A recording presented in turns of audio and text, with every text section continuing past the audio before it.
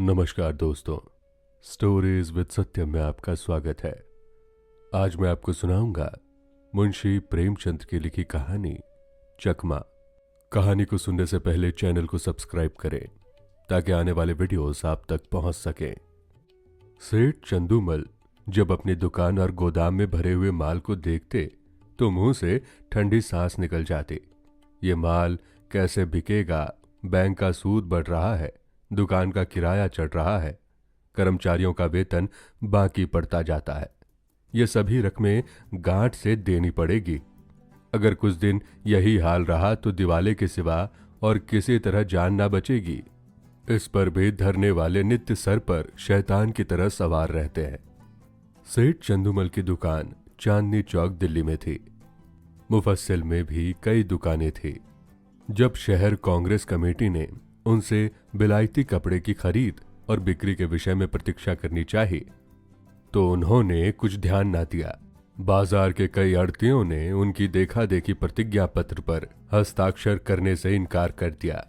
चंदूमल को जो नेतृत्व कभी ना नसीब हुआ था वो इस अवसर पर बिना हाथ पैर हिलाए ही मिल गया। वो सरकार के खैर ख्वाह थे। साहब बहादुरों को समय समय पर डालियां नजर देते थे। पुलिस से भी घनिष्ठता थी। म्युनिसिपैलिटी के सदस्य भी थे। कांग्रेस के व्यापारिक कार्यक्रम का विरोध करके अमन सभा के कोषाध्यक्ष बन बैठे। ये इसी खैर ख्वाही की बरकत थी। युवराज का स्वागत करने के लिए अधिकारियों ने उनसे 25,000 के कपड़े खरीदे। ऐसा सामर्थ्य पुरुष कांग्रेस से क्यों डरे? कांग्रेस है किस खेत की मूली? पुलिस वाले ने भी बढ़ावा दिया। मुहाइदे पर हरगिज दस्तखत ना कीजिएगा। देखें ये लोग क्या करते हैं। एक एक को जेल ना भिजवा दिया तो कहिएगा। लाला जी के हौसले बढ़े। उन्होंने कांग्रेस से लड़ने की ठान ली। उसी के फलस्वरूप 3 महीने से उनकी दुकान पर प्रातः काल से 9 बजे रात तक पहरा रहता था। पुलिस दलों ने उनकी दुकान पर वॉलंटियरों को कई बार गालियां दी, कई बार पीटा। खुद सेठ जी ने भी कई बार उन पर बाण चलाए, परंतु पहरे वाले किसी तरह ना टलते थे। बल्कि इन अत्याचारों के कारण चंदूमल का बाजार और भी गिरता जाता। मुफस्सिल की दुकानों से मुनीम लोग और भी दुराशाजनक समाचार भेजते रहते। कठिन समस्या थी। इस संकट से निकलने का कोई उपाय न था। वो देखते थे कि जिन लोगों ने प्रतिज्ञा पत्र पर हस्ताक्षर कर दिए हैं वो चोरी छिपे कुछ न कुछ विदेशी माल लेते हैं। उनकी दुकानों पर पहरा नहीं बैठता। ये सारी विपत्ति मेरे ही सिर पर है। उन्होंने सोचा पुलिस और हाकिमों की दोस्ती से मेरा भला क्या हुआ। उनके हटाए ये पहरे नहीं हटते। सिपाहियों की प्रेरणा से ग्राहक नहीं आते। किसी तरह ये पहरे बंद हो जाते तो सारा खेल बन जाता।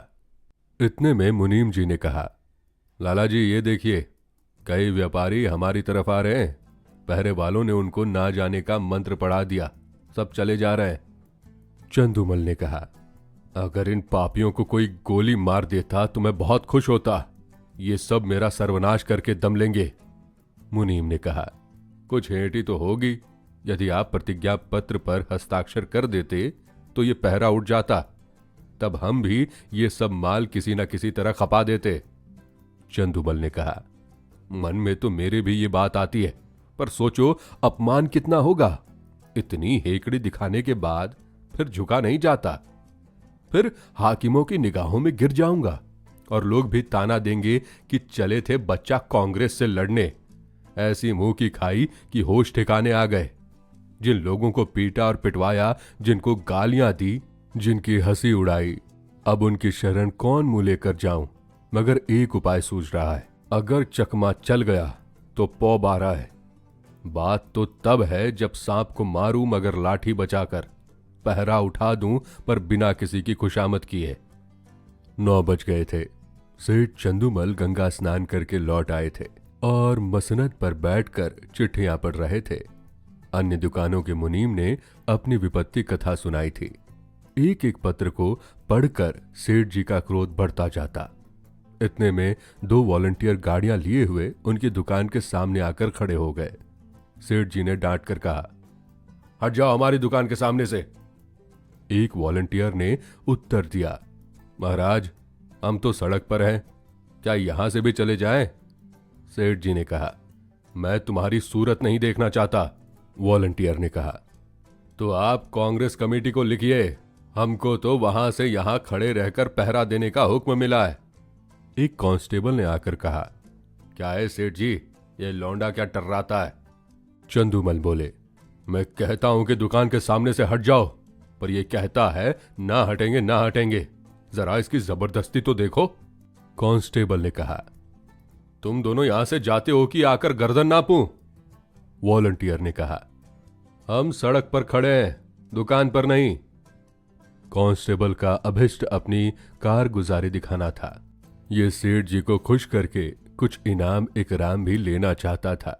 उसने वॉलंटियर को अपशब्द कहे और जब उन्होंने उसकी कुछ परवाह ना की तो एक वॉलंटियर को इतने जोर से धक्का दिया कि वो बेचारा मुंह के बल जमीन पर गिर पड़ा।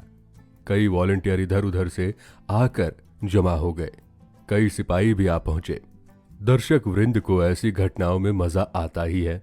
उनकी भीड़ लग गई। किसी ने हाक लगाई, महात्मा की जय, औरों ने भी उसके सुर से सुर मिलाया। देखते देखते एक जनसमूह एकत्रित हो गया। एक दर्शक ने कहा, क्या है लाला चंदूमन, अपनी दुकान के सामने इन गरीबों की दुर्गति कर रहे हो और तुम्हें जरा भी लज्जा नहीं आती? कुछ भगवान का डर भी है या नहीं? सेठ जी ने कहा, मुझसे कसम ले लो जो मैंने किसी सिपाही से कुछ कहा हो। ये लोग अनायास बेचारे के पीछे पड़ गए, मुझे सेंत में बदनाम करते हैं। एक सिपाही ने कहा, लाला जी, आप ही ने तो कहा था कि ये दोनों वॉलंटियर मेरे ग्राहकों को छेड़ रहे हैं, अब आप निकले जाते हैं। चंदूमल ने कहा, बिल्कुल झूठ, सरासर झूठ, सोलो आना झूठ। तुम लोग अपनी कारगुजारी के धुन में इनसे उलझ पड़े। ये बेचारे तो दुकान से बहुत दूर खड़े थे, ना किसी से बोलते थे ना चालते थे। तुमने जबरदस्ती ही इन्हें गर्दनी देनी शुरू की। मुझे अपना सौदा बेचना है, किसी से लड़ना नहीं है। दूसरा सिपाही, लाला जी हो बड़े होशियार, मुझसे आग लगवाकर आप अलग हो गए। तुम ना कहते तो हमें क्या पड़ी थी इन लोगों को धक्का देते। दरोगा जी ने भी इनको ताकीद कर दी थी कि सेठ चंदूमल की दुकान का विशेष ध्यान रखना, वहां कोई वॉलंटियर ना आए। तब हम लोग आए थे, तुम फरियाद ना करते तो दरोगा जी हमारी तैनाती ही क्यों करते? चंदूमल ने कहा, दरोगा जी को अपनी कारगुजारी दिखानी होगी, मैं उनके पास क्यों फरियाद करने जाता? सभी लोग कांग्रेस के दुश्मन हो रहे हैं, थाने वाले तो उनके नाम से ही जलते हैं। क्या मैं शिकायत करता तभी तुम्हारी तैनाती करते? इतने में किसी ने थाने में इत्तला दी कि चंदूमल की दुकान पर कांस्टेबलों और वॉलंटियरों में मारपीट हो गई। कांग्रेस के दफ्तर में भी खबर पहुंची। जरा देर में मैं सशस्त्र पुलिस के थानेदार और इंस्पेक्टर साहब आ पहुंचे। उधर कांग्रेस के कर्मचारी भी दल बल सहित दौड़े। समूह और बढ़ा। बार बार जयकार की ध्वनि उठने लगी। कांग्रेस और पुलिस के नेताओं में वाद विवाद होने लगा। परिणाम ये हुआ कि पुलिस वालों ने दोनों को हिरासत में लिया और थाने की ओर चले। पुलिस अधिकारियों के जाने के बाद सेठ जी ने कांग्रेस के प्रधान से कहा, आज मुझे मालूम हुआ कि ये लोग वॉलंटियर पर इतना घोर अत्याचार करते हैं। प्रधान ने कहा, तब तो 2 वॉलंटियरों का फंसना व्यर्थ नहीं हुआ। इस विषय में अब तो आपको कोई शंका नहीं है। हम कितने लड़ाकू, कितने द्रोही, कितने शांति भंगकारी हैं, ये तो आपको खूब मालूम हो गया होगा। चंदूमल ने कहा, जी हां, मालूम हो गया। प्रधान ने कहा, आपकी शहादत तो अवश्य ही होगी। चंदूमल ने कहा, होगी तो मैं भी साफ साफ कह दूंगा, चाहे बने या बिगड़े, पुलिस की सख्ती अब नहीं देखी जाती। मैं भी भ्रम में पड़ा हुआ था। मंत्री ने कहा, पुलिस वाले आपको दबाएंगे बहुत। चंदूमल ने कहा, एक नहीं 100 दबाव पड़े, मैं झूठ कभी ना बोलूंगा। सरकार उस दरबार में साथ ना जाएगी। मंत्री ने कहा, अब तो हमारी लाज आपके हाथ में है। चंदूमल ने कहा, मुझे आप देश का द्रोही ना पाएंगे। यहां से प्रधान और मंत्री तथा अन्य पदाधिकारी चले तो मंत्री जी ने कहा, आदमी सच्चा जान पड़ता है। प्रधान ने संदिग्ध भाव से कहा, कल तक आप ही सिद्ध हो जाएगा। शाम को इंस्पेक्टर पुलिस ने लाला चंदूमल को थाने में बुलाया और कहा, आपको शहादत देनी होगी, हम आपकी तरफ से बेफिक्र हैं।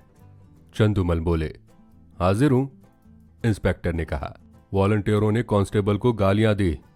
चंदूमल ने कहा, मैंने नहीं सुनी।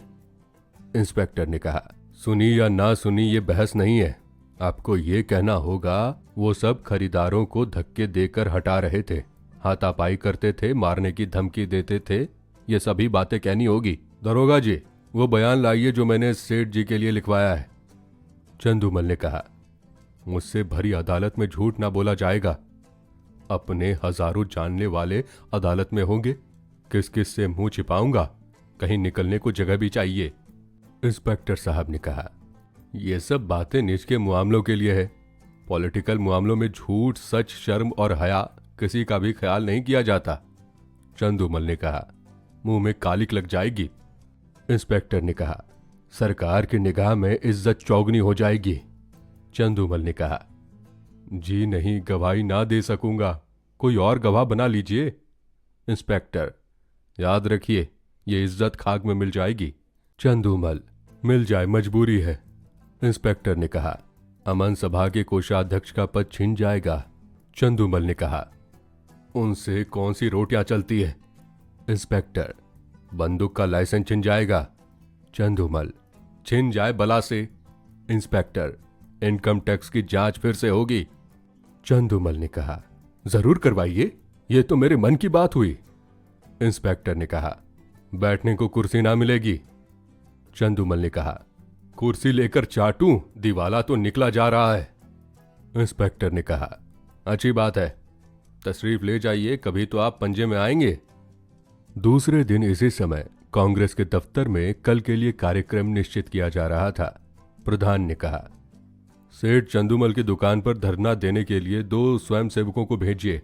मंत्री ने कहा, मेरे विचार में वहां अब धरना देने की कोई जरूरत नहीं। प्रधान ने कहा, क्यों, उन्होंने अभी प्रतिज्ञा पत्र पर हस्ताक्षर नहीं किए। मंत्री ने कहा, हस्ताक्षर नहीं किए पर हमारे मित्र अवश्य हो गए।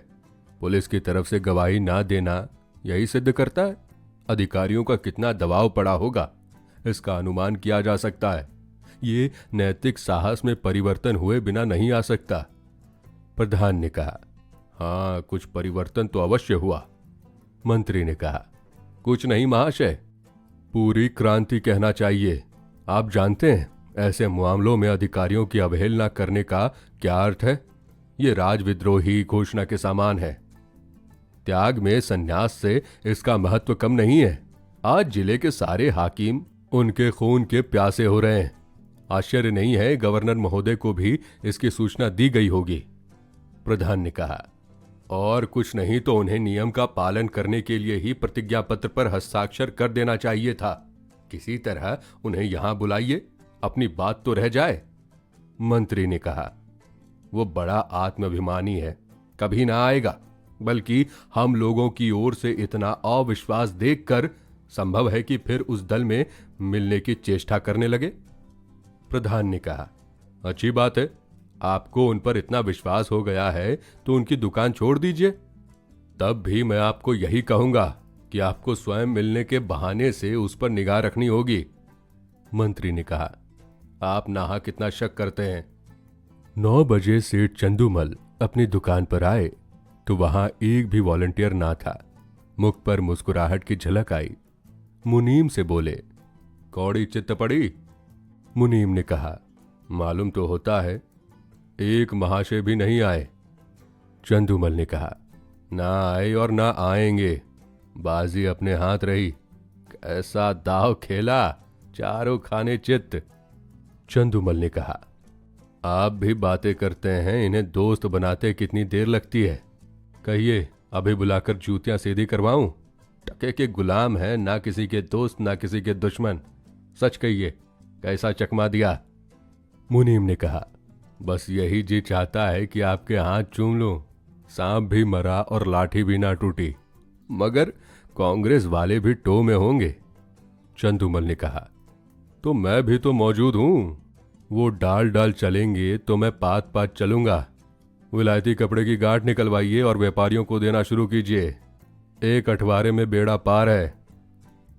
तो दोस्तों, अगर ये कहानी आपको पसंद आई हो तो चैनल को सब्सक्राइब कर हमें सपोर्ट करें और बेल आइकन दबाना ना भूलें। ताकि आने वाले वीडियोस आप तक पहुंच सकें।